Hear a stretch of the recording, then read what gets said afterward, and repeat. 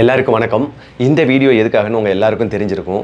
நம்ம கேரளாவோட வயநாட்டில் கிட்டத்தட்ட 1000 பேருக்கு மேலே இறந்துருக்கிறாங்க. அதுவும் பார்த்திங்கன்னா சாதாரண மரணம் கிடையாது. எல்லாரோட முகமும் சிதைந்து உடல்லாம் துண்டு துண்டாக போய் உடம்பே நசுங்கி கண்ணா பின்னான்னு சிதைஞ்சு அடையாளமே உறவினர்களால் கண்டுபிடிக்க முடியாத மாதிரி ஒரு கொடூரமான மரணமாக இது நடந்திருந்தது. சோஷியல் வீடியோக்கள்லாம் பார்க்கும்போது கல் நெஞ்சமே கரையும்னு சொல்லுவாங்கள்ல, அவங்க கூட இன்றைக்கி கரைஞ்சி போனதை பார்க்க முடிஞ்சுது. இன்னும் பார்த்திங்கன்னா ஈரக்கொலையே நடுங்கும் அப்படின்னு சொல்லுவாங்கள்ல, அந்த மாதிரி நம்ம எல்லாருக்கும் ஒரு உறுத்தல் இருந்தது. அந்த மாதிரி தான் அவங்களோட மரணம் இருந்துச்சு. இப்படி இறந்தது மட்டும் கிடையாதுங்க, இன்றைக்கி உயிரோடு இருக்கிறவங்க பார்த்திங்கன்னா அவங்களோட ரத்த சொந்த பந்தத்தெல்லாம் நிறைய இழந்திருக்கிறாங்க. நிறைய வீட்டில் பார்த்திங்கன்னா ஹஸ்பண்ட் இருக்கிறாங்க, ஒய்ஃபு கிடையாது. ஒய்ஃபு இருக்கிறாங்க உயிரோட, ஹஸ்பண்ட் இல்லை. ஏஜ்டு பீப்புள்ஸ்லாம் நிறைய பேர் இருக்கிறாங்க, அவங்க வாரிசுகள் இல்லை. இதை விட அம்மா அப்பா இருக்கிறாங்க, அவங்களோட குழந்தைங்க இல்லை. இதை தாண்டி ஒரு முக்கியமான விஷயம், குழந்தைங்க உயிரோடு இருக்கிறாங்க, அவங்க அம்மா அப்பா கிடையாது. ஆனால் கூட அவங்களுக்கு இந்த விவரமே தெரியாமல் அந்த இடத்துல வந்து காத்துக்கிட்டு நிற்கிறாங்க. எப்படியாவது எங்கள் அம்மா அப்பா உயிரோடு வந்துடுவாங்கங்கிற நம்பிக்கையோடு வெயிட் பண்ணிட்டு நிற்கிறாங்க இன்னும். இதெல்லாம் பார்க்கும்போது ஒரு காத்தெல்லாம் அப்படி நின்று வர்ற மாதிரி இருக்குங்க. இப்போ உயிரோடு இருக்கிறாங்க, ஆனால் அவங்க தங்குறதுக்கு வீடு கிடையாது. அவங்க வீடு இருந்த தடையமே இல்லை. அவங்க வீடு மண் எங்கே இருக்குது அப்படிங்கிறதே தெரியாத அளவுக்கு போயிடுச்சுன்னு சொல்கிறாங்க. சாப்பிட சாப்பாடு கிடையாது, போட்டுக்க ட்ரெஸ்ஸு கிடையாது, படுக்க இடம் கிடையாது. இவ்வளோ கொடூரமான நிலைமையில் அவங்க வாழ்ந்துக்கிட்டு இருக்கிறாங்க இன்றைக்கி. இப்படி ஒருத்தர் கிடையாதுங்க, 100 பேர் கிடையாது, ஆயிரக்கணக்கானவங்க இருக்கிறாங்க. இது தினம் அதிகமாகிட்டே போகுது. இதெல்லாம் பார்க்கும்போது மனசுக்கு ரொம்ப பாரமாக இருக்குது. நம்மள மாதிரி தான் அவங்க வாழ்க்கையிலையும் கனவுகள் இருந்திருக்கும், கற்பனை இருந்திருக்கும். நாளைக்கு ஃப்யூச்சர் இப்படி இருக்க போகுது அப்படின்னு நினச்சிருப்பாங்க. குழந்தைய எப்படி வளர்க்கணும், எப்படி படிக்க வைக்கணும், எப்படி வேலைக்கு அனுப்பணும், எல்லோரும் ஒரு கால்குலேஷன் பண்ணியிருப்பாங்கல்ல. எல்லாருமே ஹெல்த் மேலே அக்கறை இருந்தவங்க கொஞ்சம் பேர் ஹெல்த்தை பார்த்துருப்பாங்க. ஃப்யூச்சரில் நம்ம ஏஜ் ஆனாலும் இப்படி இருக்கணும்னு நினச்சி ஒரு கற்பனை வச்சுருந்துருப்பாங்க. அதுக்காக சேவிங்ஸ் பண்ணியிருப்பாங்க, வீடு கட்டியிருப்பாங்க. வாழ்க்கையில் பலதரப்பட்ட எண்ணங்களோடு வாழ்ந்திருப்பாங்க. நிறைய பேர் வேலைக்கு போயிருப்பாங்க, கொஞ்சம் பேர் ஃப்யூச்சருக்கு ஃபேமிலிக்காக தொழில் பண்ணியிருப்பாங்க. எல்லாம் நடந்திருக்கும். நம்ம எப்படி குடும்பத்து மேலே அஃபெக்ஷன் லவ் எல்லாம் வச்சுருக்கோமோ, இதே அஃபெக்ஷன் லவ் தான் அவங்களுக்கும் இருந்திருக்கும். அந்த இரவு சந்தோஷமாக ஃபேமிலியோடு பேசிட்டு இப்படி தானே படுத்து தூங்கியிருப்பாங்க. ஆனால் அந்த கனவுகள் அத்தனையும் அந்த இரவு அடித்து நொறுக்கி தூள் தூளாக்கி சின்ன பின்னமாக்கி மண்ணுக்குள்ளே புதைச்சிருச்சுங்க. இதெல்லாம் பார்க்கும்போது எனக்கு படைச்ச கடவுள் மேலே கொஞ்சம் கோபமாகவே இருக்குது, பிடிக்கல, வெறுப்பாக இருக்குது. எவ்வளோ பேர் இந்த கடவுள் மேலே பயங்கர பக்தி பாசம் எல்லாம் வச்சுருந்துருப்பாங்க, ஆனால் அது கருணை காட்டவே இல்லையங்க. இந்த கடையோட ஓனர் சரிதா சிஸ்டர் எனக்கு ரொம்ப நாள் ஆன்லைன் மூலமாக பழக்கம். நேரடியாக அவங்க கடைக்கு போகலான்னு சொல்லிட்டு நவீந்தரை கூட்டிகிட்டு போயிருந்தேன்.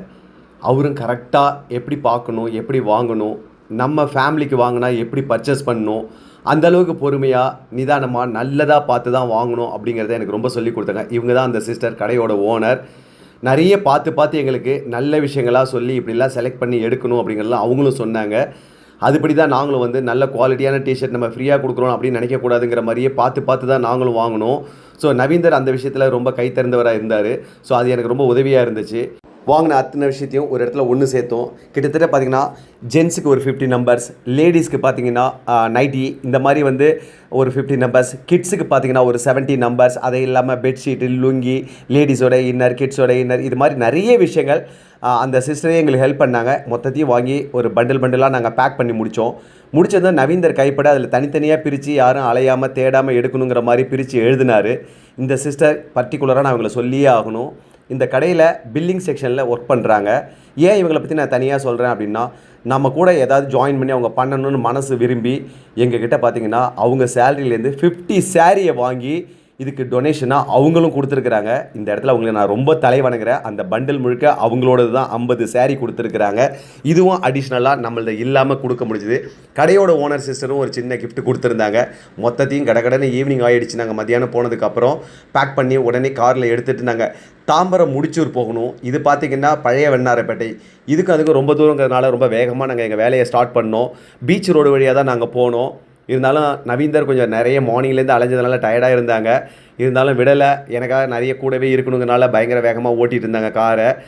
ஒரு வழியாக நாங்கள் போய் சேரும்போது நைட் ஆகிடுச்சு. அந்த டீம் முழுக்க, அந்த சிஸ்டரோட டீம் அப்படியே எங்களுக்காக காத்துட்டு இருந்தாங்க. போனதுக்கப்புறம் நவீந்தர் அவங்கள எனக்கு இன்ட்ரோ பண்ணாங்க. ஸோ ஒரு ஸ்கூல் நடத்துகிறாங்க, ட்ரஸ்ட் நடத்துகிறாங்க. இந்த விஷயம் எல்லாருக்கும் வணக்கம். கொஞ்ச நாளாக ஒரு பெரிய பாரமாகவே இருந்துட்டுது மனசு. இந்த வயநாடு விஷயம் கேள்விப்பட்டதுலேருந்து பார்த்திங்கன்னா சின்ன விஷயமாக ஆரம்பித்து டெய்லி அதிகமாகிட்டே போகும்போது ரொம்ப ஒரு பாரம் அதிகமாகிட்டே நம்ம தூக்கிட்டு இருக்கிற மாதிரி ஒரு ஃபீல் இருந்துகிட்டே இருந்தது. அதை இன்னைக்கு ஒரு வழியாக நம்ம நண்பர் நவீன் மூலமாக இறக்கி வச்சுட்டேன் அப்படிங்கிற ஒரு நிம்மதி இருந்தது. எனக்கு ஏதாவது நம்மளால் முடிஞ்ச விஷயத்த நேரடியாக களத்தில் போய் இறங்கி ஒர்க் பண்ண முடியலன்னா கூட ஏதாவது ஒரு விஷயம் சப்போர்ட் பண்ணணும், இருக்கிறவங்களுக்கு இன்றைக்கி உயிரோடு இருக்கிறவங்களுக்காக நம்ம ஹெல்ப் பண்ணணும் அப்படின்னு நினச்சேன். ஸோ இப்போ எப்படி பண்ணலான்னு தெரியலன்னு சொல்லிட்டு மார்னிங் நவீந்தர் ஜிம்முக்கு வரும்போது அவர்கிட்ட கேட்டேன், எனக்கு பண்ணணும்னு ஆசை, ஆனால் அது கரெக்டாக அங்கே போய் சேரணும், அந்த மாதிரி யாராவது தெரியுமான்னு கேட்கும்போது இந்த மாதிரி ஒரு விஷயத்த ஆர்கனைஸ்டாக ஒரு ட்ரஸ்ட் மூலமாக எடுத்து என்னோட சிஸ்டர் பண்ணுறாங்க. அதாவது சிஸ்டர்னா ஒரு ரொம்ப நாள் பழக்கம், எனக்கும் இப்போ கிட்டத்தட்ட சிஸ்டர் ஆகிட்டாங்க. அந்த மாதிரி தான் நம்ம சகோதரி சூப்பராக பண்ணிட்டு இருக்கிறாங்க. கேள்விப்பட்டேன் நிறைய எல்லா ஒரு ஃப்ளட்டாக இருக்கட்டும், ஒரு பிரச்சனை, பூகம்பம், எதுவாக இருந்தாலும் அந்த மாதிரி விஷயங்களில் பண்ணிட்டு இருக்கிறாங்க. ஸோ அவங்கள இன்றைக்கி வந்து இன்ட்ரோ பண்ணாங்க. ஸோ அவங்க மூலமாக போனால் கரெக்டாக இருக்கும், ஜென்யூனாக அது போய் சேரும்னாங்க.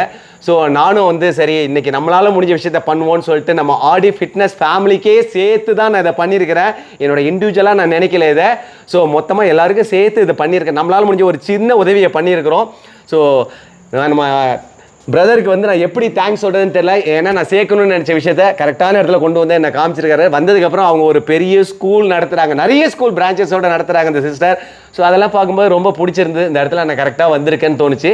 Thank you so much. அது எனக்கு வந்து இவங்க 2 பேரையும் இந்த ஒரு விஷயத்தில் சேர்த்ததான் நான் நினைக்கல. இவங்க 2 பேருமே அவங்கவுங்க துறையில் வந்து மேலோங்கி நிற்கிறாங்க, ட்ரூவாக ஒர்க் பண்ணுறாங்க, உழைக்கிறாங்க. அப்படிப்பட்ட ஒரு பர்சனை இந்த விஷயத்தில் நான் இணைச்சிருக்கேன். இதுக்கப்புறம் இவங்க சேர்ந்து நிறைய விஷயங்கள் பண்ணுவாங்க அப்படின்னு எனக்கு நம்பிக்கை இருக்குது. இவங்க 2 பேர் இதெல்லாம் இந்த பொருட்கள்லாம் வாங்கிட்டு வந்து இவர் கொடுக்குறாரு. இவங்க மூலிமா ஒரு கரெக்டான இடத்துக்கு போய் சேருதை தாண்டி இது மாதிரி நிறைய விஷயங்கள் இனிமேல் நடக்கும். அதுக்கு நம்ம ஒரு பாலமாக இருந்திருக்கின்றது எனக்கு சந்தோஷமாக இருக்குது. தேங்க்யூ. பெரிய நன்றி சொல்லணும் நவீந்தர் அண்ணாக்கும் சாருக்கும். Veerammal educational and charitable trust எப்போவுமே ஒவ்வொரு விஷயங்களுக்கும் இயற்கை பேரிடராக இருக்கட்டும், கல்வியாக இருக்கட்டும், ஒவ்வொரு விஷயத்துலையும் நாங்கள் எங்களால் முடிஞ்ச முதல் அடி நாங்கள் எடுத்து வைப்போம். அந்த மாதிரி தான் இந்த வயநாடுக்கும் ஒரு பேரண்ட்டு தான் எங்களுக்கு வந்து இனிஷியேட் பண்ணாங்க. இன்னும் நீங்கள் வேலை பார்க்காம இருக்கீங்களே வயநாடுக்குன்னு சொல்லி. ஸோ ஹரிபரியாக நாங்கள் ஸ்டார்ட் பண்ணிட்டோம். அப்போது எங்களுக்கு ஒரு மிகப்பெரிய தூணாக இருக்கிறது இப்போது இந்த பெரிய ஒரு விஷயம் சார் எங்களுக்கு பண்ணியிருக்கிறாங்க. அந்த ஃபிட்னஸ் ஸ்டூடியோலேருந்து கிட்டத்தட்ட ஒரு 50லேருந்து 70 பேருக்கு தேவையான பேசிக் நெசசிட்டிஸ், துணிமணிகளாக இருக்கட்டும், பெண்களுக்கு தேவையான விஷயங்களாக இருக்கட்டும், எல்லாமே கொடுத்துருக்காங்க. இது வந்து நாங்கள் ஒரு சின்ன ஒரு இன்டர்மீடியேட்டர் மாதிரி தான். இந்த பொருட்கள் எல்லாம் நல்லபடியாக கலெக்ட் பண்ணி நேரடியாக அந்த இடத்துக்கு எந்த ஒரு பாதிப்பும் இல்லாமல் நாங்கள் போய் சேர்க்கணும் அப்படிங்கிறது தான். வர சனிக்கிழமை நாங்கள் போகலான்னு இருக்கிறோம். நிறைய நண்பர்களோட உதவியால் அங்கேயும் நாங்கள் பேசி வச்சு தான் போகிறோம். ரொம்ப பெரிய நன்றி. எங்களை நம்பி நாங்கள் செய்கிற இந்த வேலையை நம்பி எங்களுக்கு இவ்வளோ தூரம் நீங்கள் சப்போர்ட் பண்ணதுக்கு. உங்கள் ஒவ்வொருத்தரோட சப்போர்ட் தான் சார் நாங்கள் தைரியமாக சில வேலைகள் பார்க்க முடியுது. கண்டிப்பாக என்னென்னா நான் வந்ததுக்கப்புறம் பயங்கர கான்ஃபிடென்ட், இந்த இடம் வந்து கரெக்டான ரைட்டான பிளேஸில் வந்திருக்கோங்கிறது தோணுச்சு. ஃபர்தராக நீங்கள் உங்களால் முடிஞ்ச சின்ன சின்ன உதவிகள் இந்த ஒவ்வொருத்தருக்கு செய்யலாம். இவ்வளோ பெருசாக பண்ணணுங்கிற அவசியம் இல்லை. அப்படி ஏதாவது வேறு வழிகள் மூலமாக சேர்க்க முடிஞ்சாலும் கொண்டு சேர்க்கறதுக்கு பாருங்கள். ஏன்னா நம்ம எல்லாம் இன்றைக்கி உயிரோடு இருக்கிறதுக்கே சந்தோஷப்படணும். ஒருவேளை வழியே தெரியலன்னா என்ன மாதிரி இந்த கரெக்டான பிளாட்ஃபார்மில் நீங்கள் வந்து சேர்க்கறதுனாலும் சேர்க்கலாம். நான் காண்டாக்ட் நம்பர் வேணா அவங்களோட ஷேர் பண்ணுறேன், டீட்டெயில் ஷேர் பண்ணுறேன், அதையும் ஃபாலோ பண்ணிக்கோங்க. முடிஞ்ச அளவுக்கு உங்களால் என்ன பெஸ்ட்டு கொடுக்க முடியுமோ அதை பண்ணால் இன்றைக்கி நம்ம ஃபேமிலியில் யாரோ ஒருத்தர் தான் அங்கே கஷ்டப்பட்டுட்டு இருக்கிறாங்க. ஸோ அதை நல்லா உணர முடியுது. கொஞ்சம் ஹெல்ப் பண்ணுங்கள். தேங்க்யூ.